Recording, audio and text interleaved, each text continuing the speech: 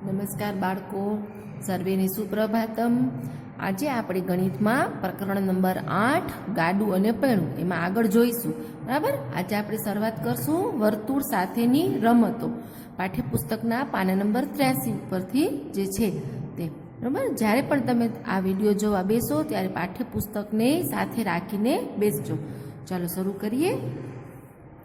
નૈના, ચીપુ અને અર્ચના મેદાનમાં લાકડીની મદદથી વર્તુળ દોરવાનો પ્રયત્ન કરે છે। એમાંથી કોઈ પણ વર્તુળનું ચિત્ર સરસ છે તેની ચર્ચા કરો। બરાબર, વર્તુળ આપણે જોઈ શકીએ છીએ કે નૈના, ચીપુ અને અર્ચનાએ મેદાનમાં લાકડીની મદદથી વર્તુળ દોરે છે, પણ એ કોના વર્તુળ સરખા છે એ આપણે એના વિશે ચર્ચા કરવાની છે। તો એક પણ સરખા નથી, તેઓએ દોરેલું એક પણ વર્તુળનું ચિત્ર સરસ નથી, બધાએ આડા આડા વર્તુળના ચિત્રો દોર્યા છે। ત્યાર પછી છે જમીન ઉપર તમે ચોક વડે વર્તુળ દોરી શકો છો? તો એનો પ્રશ્નનો જવાબ બાળકો તમારે તમારી રીતે લખવાનો છે।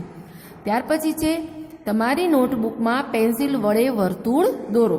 એ પણ તમારે તમારી જાતે પેન્સિલ અને કોઈ પણ એવી ગોળ વસ્તુ છે એની મદદથી દોરવાનું છે। બરાબર, ત્યાર પછીનો પ્રશ્ન છે તમારા મિત્રોએ દોરેલ વર્તુળ જોવો, કોણે સૌથી સરસ વર્તુળ દોર્યું છે તેનું નામ લખો।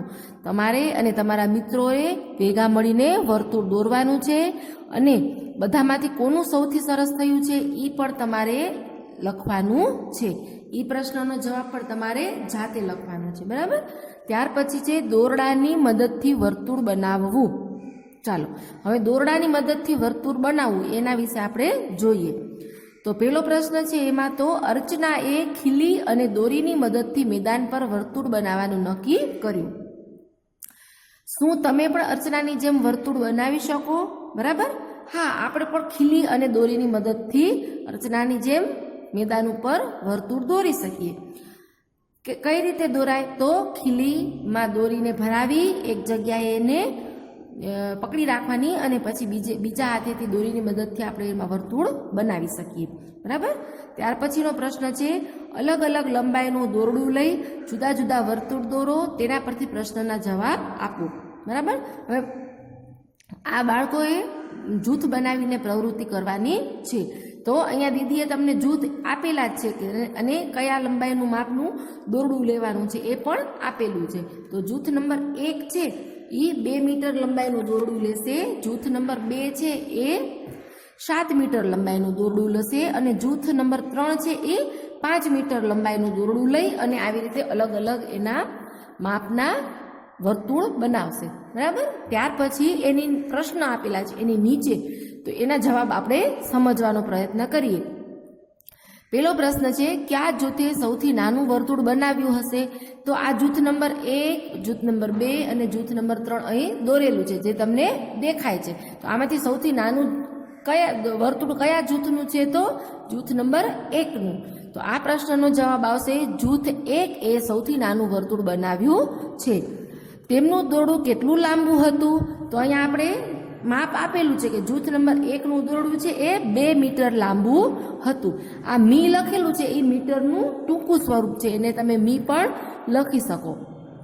ત્યાર પછી પ્રશ્ન નંબર 3 છે કે શું લાંબા દોરડા વડે મોટું વર્તુળ બને?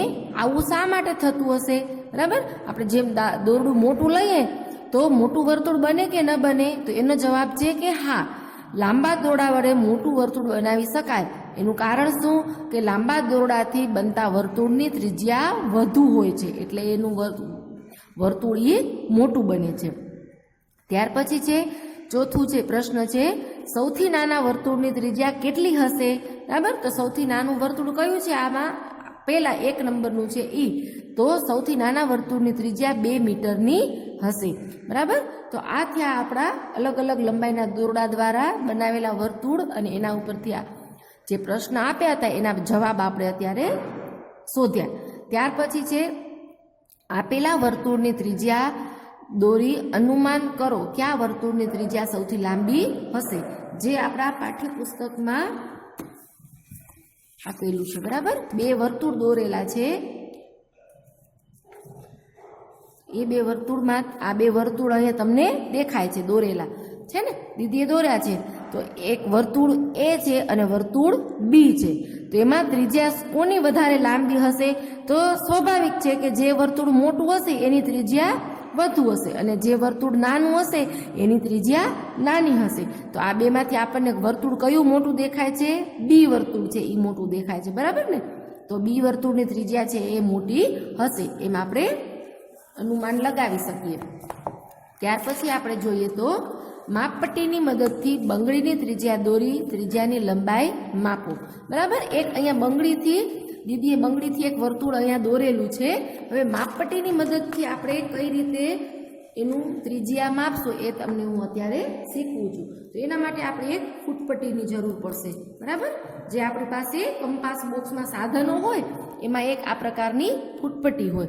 હવે ફૂટપટ્ટીમાં અહીંયા સેન્ટીમીટરનું માપ આપેલું છે, જે તમે તમારી ફૂટપટ્ટીમાં જોશો એટલે તમને ખ્યાલ આવશે, બરોબર? હવે અહીંયા તમને ખબર છે કે આ વચ્ચે જે છે એ વર્તુળનું કેન્દ્ર બિંદુ છે. તો એની ત્રિજ્યા માપવા માટે આપણે શું કરવું પડશે કે જે કેન્દ્ર બિંદુ છે એને ક્યાં મૂકશું? આપણે જે 0 છે ત્યાં 0થી મૂકશું અને પછી અહીંયા સુધી એને માપશું. તો એ માપ કેટલું થાય છે? 3 અને ઉપર 5 એટલે 3.5 સેન્ટીમીટર છે એમ આપણે એને કહી શકીએ. તો તમને હું અહીંયા બતાવું છું કે જો તમે અહીંયાથી જોઈ શકો છો કે 0 પછી 4 નાનકડા લીટા છે અને એક 5મો લીટો છે એ મોટો છે. પછી પાછા 4 નાના લીટા છે અને એક મોટો લીટો છે. ત્યાં 1 સેન્ટીમીટરનું માપ અહીં પૂરું થાય છે. પછી 4 નાના લીટા છે, જો 1 2 3 4 અને 5. આ 5 એટલે અહીંયા આપણું થશે 1 અને ઉપર 5 એટલે 1.5. આ તમને અગાઉ પણ ફૂટપટ્ટીમાં કઈ રીતે મપાય એ દીદીએ શીખવ્યું હતું. આજે આપણે ફરીથી થોડુંક એનું પુનરાવર્તન કરી લઈએ. તો આપણો અત્યારે આ જે ત્રિજ્યા માપી એ અહીંયા 3 અને ઉપર અહીંયા 5 મોટો લીટો છે ત્યાં સુધી પહોંચે છે. એટલે આપણે આ બંગડીથી જે વર્તુળ માપ દોર્યું છે એની ત્રિજ્યાનું માપ છે 3.5 સેન્ટીમીટર છે, બરાબર? ત્યાર પછી છે માપપટ્ટીની મદદથી બંને વર્તુળની ત્રિજ્યા માપો. ત્રિજ્યાની લંબાઈ નોંધો.